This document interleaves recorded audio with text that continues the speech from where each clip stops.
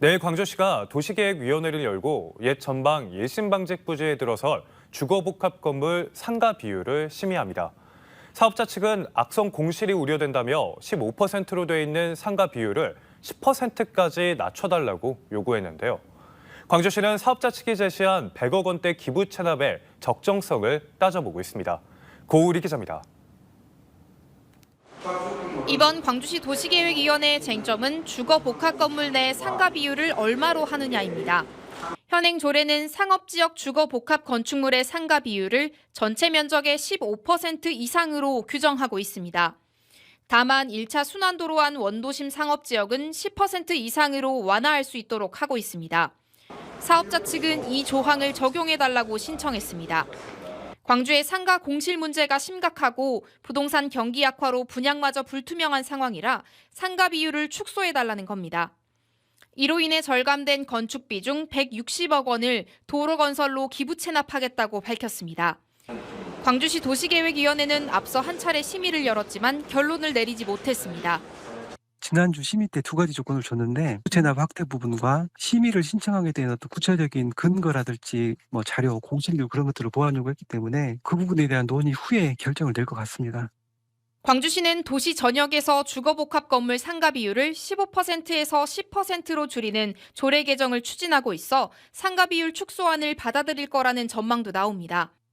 남은 건 추가 기부 체납액으로 속도 있는 사업 추진을 위해 심의는 무리 없이 진행될 것으로 보입니다.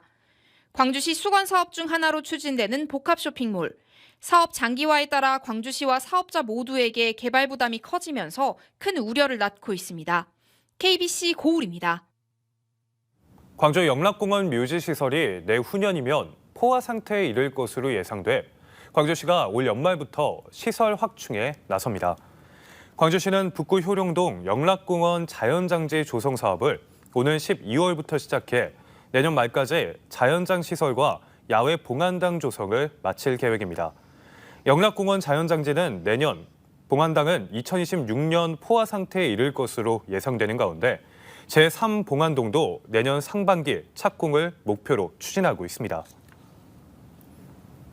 섬진강 권역을 하나로 묶어 체류형 관광을 유도하려는 지자체의 움직임이 2021년부터 계속되고 있지만 성과를 내지 못하고 있습니다. 관련 시군이 제각각 사업을 추진하고 예산도 충분하지 않아 속도가 나지 않고 있는 건데요. 자세한 소식 이상환 기자의 보도입니다. 전남 광양시와 구례 곡성 경남 하동구는 지난해 3월 섬진강 관광시대 원년 선포식을 가졌습니다. 꽃축제와 섬진강 등 공동의 관광 자원을 활용해 연계형 관광벨트를 구축하고 머무는 관광을 유도하겠다는 계획이었습니다. 이 섬진강 관광시대가 활짝 열리면은 우리 전남 경남 상생도 되고 앞으로 전남 관광객 1억 명을 달성하는데 가장 큰 힘이 될 걸로 생각해서 지난 2021년 4개 지자체가 섬진강 통합 관광벨트 구축에 나섰고 최근까지 18차례 실무 협의회를 갖기도 했습니다. 하지만 현재까지 구체적인 계획은 나오지 않고 있습니다. 섬진강 100km 명품길을 조성하겠다면서도 아직 코스조차 확정되지 않았습니다. 관광벨트 조성 등 대규모 사업을 추진하기에는 4개 지자체의 재정 여력이 충분하지 않아 더딘 상황입니다. 사실은 옆에 있는 시군들은 다 경쟁자예요. 어떻게 보면 경쟁자인데 그분들을 이렇게 아우르면서 이제 우리가 같이 해보자고 하는데도 굉장히 오래 걸려요, 원래. 섬진강 관광벨트 구축 사업은 올해 초 정부의 남부권 광역관광 개발 계획에 일부 반영되기도 했습니다. 하지만 4개 지자체가 충분한 예산 없이 제각각 사업을 추진하면서 섬진강 관광시대 개막은 아직 갈 길이 먼 상황입니다. KBC 이상환입니다. 농업재해로 인정받은 벼멸구 피해 조사가 오는 21일까지 실시됩니다. 전라남도는 오늘 도청에서 피해 조사 시군 회의를 열고 아직 피해 벼를 수확하지 않은 농가는 반드시 수확 전에 읍면동 행정복지센터에 신고하고 피해 농지 사진 촬영 등 자료를 확보한 후에 수확하는 등의 지침을 안내했습니다. 올해 전남 지역 벼멸구 피해는 지난해보다 29배 많은 19,603헥타르에 이르는 것으로 잠정 집계됐습니다. 2014년 산 공공비축미의 시도 배분량을 확대 촉구하는 목소리가 이어지고 있습니다. 김영록 전남지사는 올해 공공비축 및 정부 매입량이 동결된 가운데 농식품부가 직접 배정 물량을 늘려 시도 배정 물량 대상 농가의 86%가 배정량이 줄어드는 피해를 입게 됐다며 농식품부 매입 물량 18만 6천 톤을 시도 물량으로 전환해 줄 것을 건의했습니다. 또 가루쌀은 공공비축미국 물량 이외로 매입하고 벼 감축 협약 인센티브는 별도 장려금 등으로 변경해 줄 것을 요청했습니다. 취약계층에게 도움이 되는 푸드뱅크 사업이 올 들어 기부 물품이 줄어들면서 어려움을 겪고 있는데요. 경기가 침체되면서 기업들의 기부가 줄어든 탓입니다. 고익수 기자가 취재했습니다. 무안남악의 한 푸드마켓입니다. 목포 인근 7개 시군을 대상으로 유일하게 운영되는 식료품 무상 공유 거점 시설입니다. 물품 보관대에는 식료품과 생필품 등이 진열돼 있고 등록된 회원들은 누구나 허용된 만큼 가져가 사용할 수 있습니다. 지역 주민센터를 통해 기초생활수급자 등 취약계층 600여 명이 이용하고 있습니다. 그런데 최근 기부 물품이 모자라 필요한 만큼 공급이 이루어지지 않고 있습니다.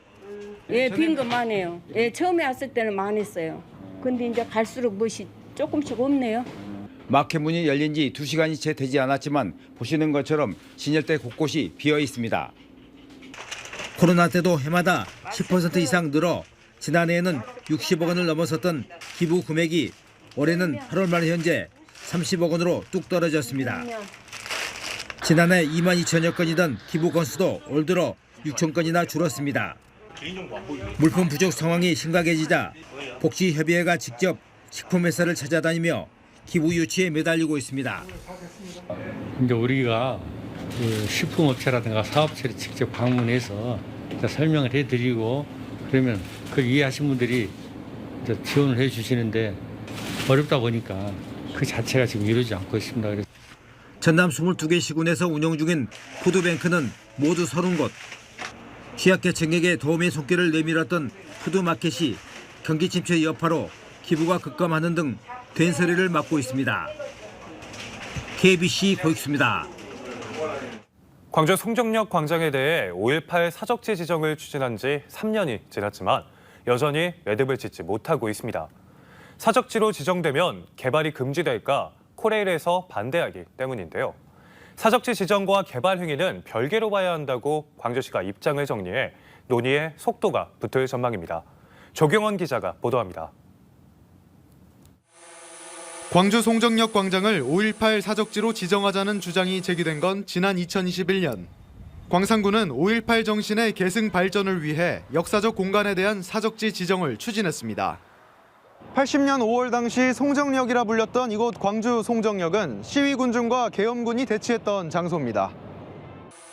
특히 많은 시위 차량이 송정역을 거쳐 광주와 시 외곽을 오가는 등 역사의 현장으로서 큰 의미가 있습니다. 하지만 향후 건물 증축과 광장 개발 계획을 갖고 있는 토지 소유주 코레일이 동의하지 않으면서 번번이 무산됐습니다. 사적지는 원형을 보존해야 한다는 광주시 조례에 따라 역 개발에 제약이 생길 것을 우려하고 있습니다. 이에 대해 광주시는 광장이 이미 당시 모습을 잃었기 때문에 해당 조례를 적용할 수 없다는 입장을 내놨습니다. 최근 법률 자문 결과 사적지 지정은 선언적 의미일 뿐 근본적으로 개발 행위를 막을 수 없다는 취지의 답변을 받았습니다. 향후에 사적지 지정이 된다 하더라도 코레일 측에서 토지에 대한 개발이라든가 그런 부분들은 크게 우려하지 않아도 된다고 생각하고 있습니다. 광주시와 광산구는 이 결과를 토대로 코레일의 개발 제한 우려를 불식시키고 설득에 나선다는 계획입니다. 광주시하고 광산구하고 최종적으로 협의를 해서 5.18 사적지를 지정하신다고 하면 제가 전향적인 자세로 협력한다는 말씀입니다.